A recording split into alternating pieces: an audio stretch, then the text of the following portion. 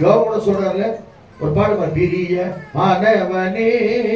உன் ஆத்துமா வாழ்வது வெள்ளத்துல பாடும் நீ எல்லாவற்றிலும் வாழ்வு